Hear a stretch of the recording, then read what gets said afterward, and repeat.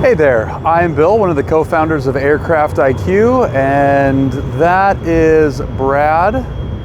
And today's little project is a bit of an odd one. Brad, not me, I'm just going to be observing, getting in the way. Brad is going to attempt to start this Yak 52W using a scuba tank. We'll explain coming up, but first, a message from our sponsor, AircraftIQ, the all-in-one platform for aircraft owners, partners, flight schools, flying clubs, and mechanics for maintenance tracking, maintenance coordination, calendars. It does it all. Check out the link in the description for a free trial. So if you've been to aircraft-iq.com, you will recognize this plane. We've used this in a lot of our website pictures and marketing material. And it's been, unfortunately, non-maintenance relatedly grounded for the last 8 or 9 months, something like 314 days. Okay, who's counting? And I may accidentally say we here, it's all Brad. And his mechanic got the thing set up to start yesterday, but in the attempt to start, ran out of compressed air. Yaks run on compressed air, a lot of pneumatic things, the gear, the flaps, it makes cool whooshing sounds, and also the starter. So Brad's just filling it up with oil here. Yeah. And how much oil does this thing take? The sump is 15 liters, which is just under 14 quarts. Seems like enough. Which is 3.5 gallons? Yeah, 3.5 gallons.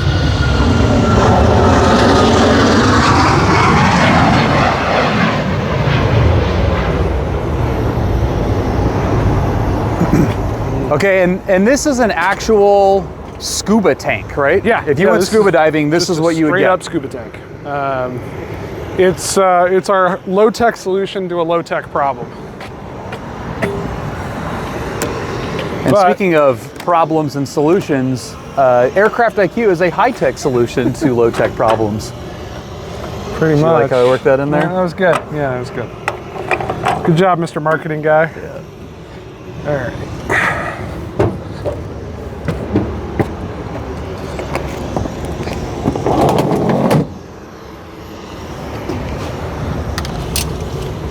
So that was closed.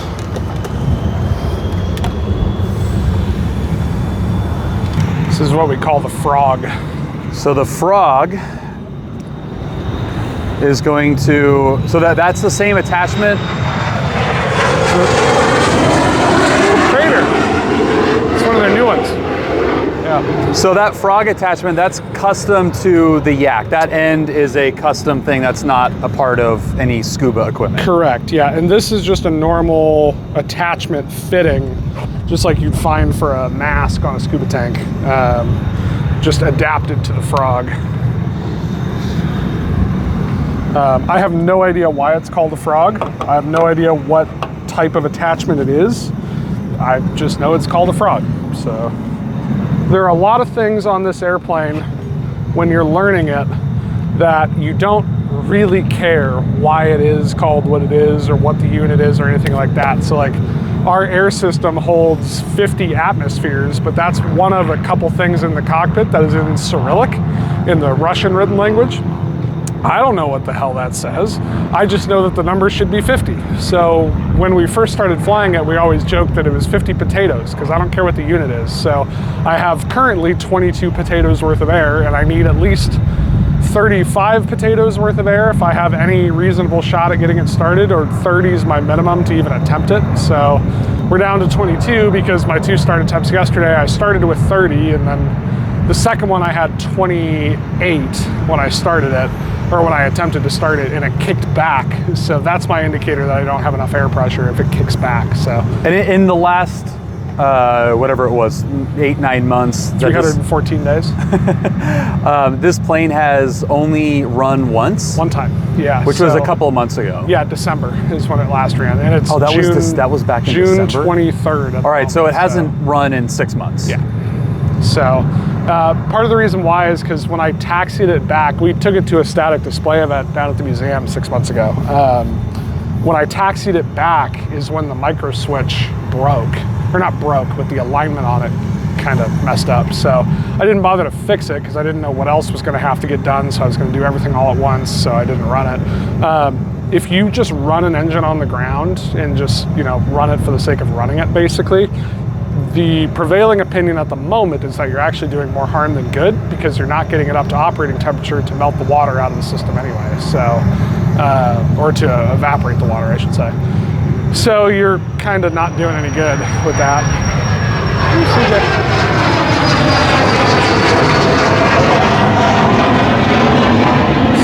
So is that tank, are you filling it up right now, or? No, I need your help. Oh, you need my help. Okay, so that's why we're standing here. Yeah. Got it, okay. Can I do it one-handed? Yeah, all you have to do is watch the air gauge. And we could do that. Just tell me when it's at 40, basically. We could do that. We don't even need a reason. Nope. We don't even need a reason. All right, where are we? It's on the left side if memory you serves. See the one that's at like 20 something right now? Let's see, can we see what's here? Left side just above the gear handle? Oh yeah, there we go, okay. Let's see if we can make this work here without the gimbal shaking to death. Okay. All right, so it is that guy right there. Okay, eyes on. Okay, what's it showing right now? It's showing 24, 25. Okay, so you're looking at the left side. That's the side I want you to look at. Yep. Okay, here comes some air. Okay, here comes some air. And it's gonna, there it goes. It's alive. We got a lot. 30.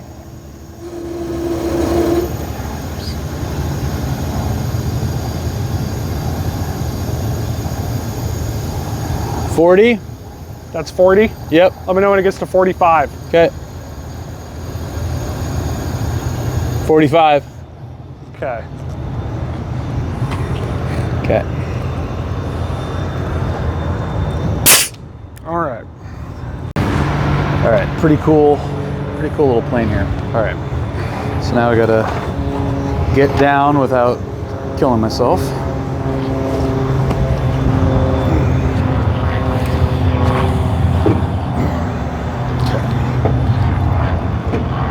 Tiny little step there.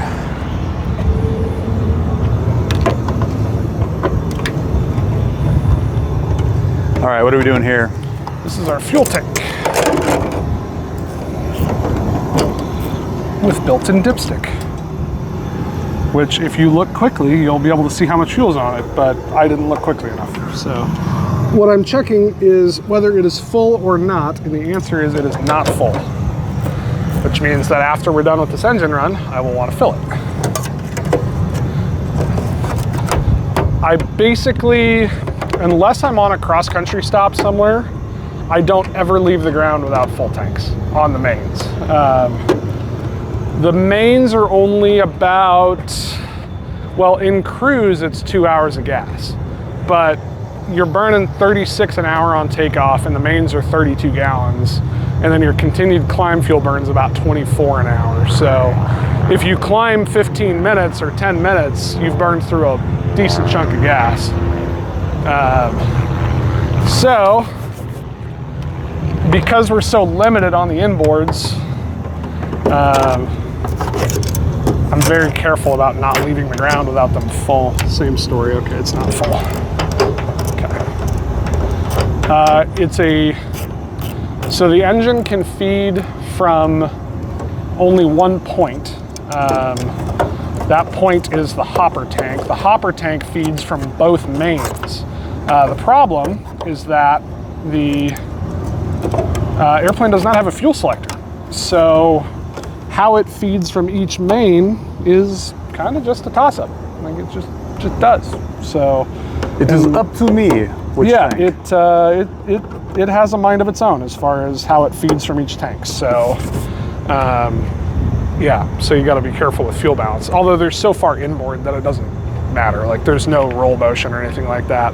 Our outboard tanks, these are unique to the W variant of the 52. Those are 21 a side, so that's another, if I do the math here, another 3¼ hours of cruise fuel, basically. And they can only be used in straight and level flight. So Those are transfer tanks. They're not feeding tanks. So the only thing those tanks do is feed from the outboards to the inboards, and then the hopper feeds from the inboards. So you've got multiple different points of fuel transfer. All right, the old pulling the prop through. So you got to do this 9 times, right? Yeah, it's a point of a little debate, but yeah, I do a minimum of 9.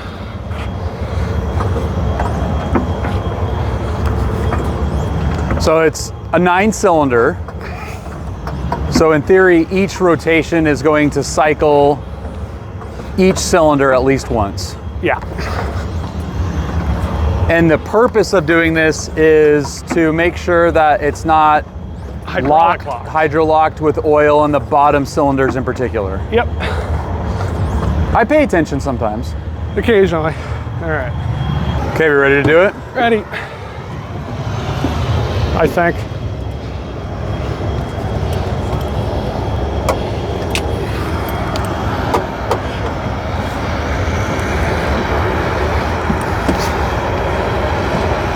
All right, it's about to get loud.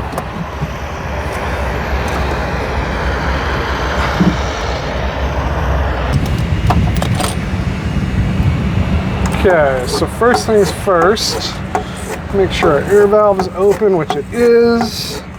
Now I'm going to prime up fuel pressure. Okay, there's some fuel pressure. Now I'm going to prime the system. 3, 4. Stroke the throttle twice. Set that there. Check my straps. Start ignition's on. Hey, starting. Okay, here we go. Our phone back to my pocket here.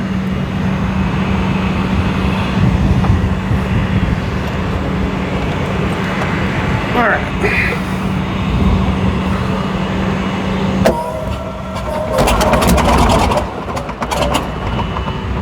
All right. Oh, come on, baby. That as expected.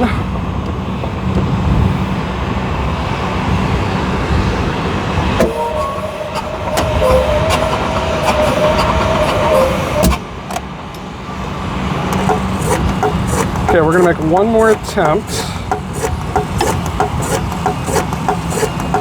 And then we're gonna recharge the air.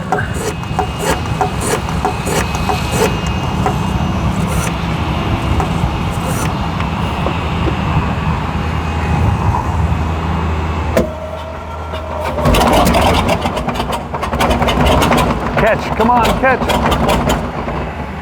Okay, that's fine. And we got enough for one more.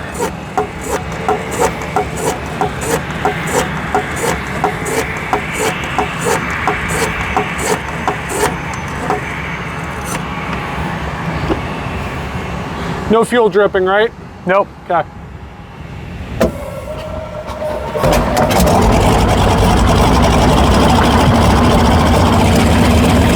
Yes.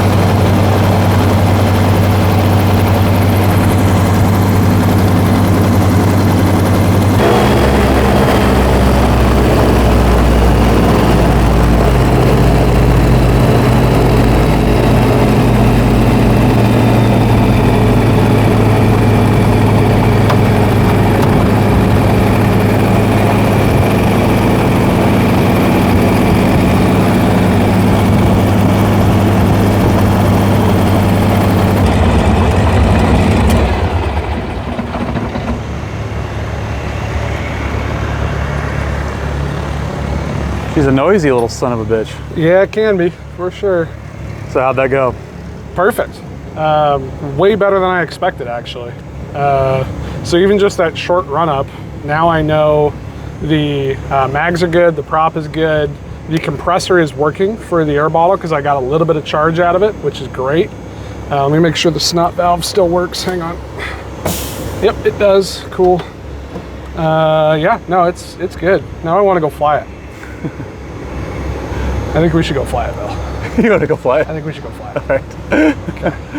If we're going to do all the hard work to get it to We this might point, as well get it. I think we should go fly it. Yeah. Yeah. So there you go.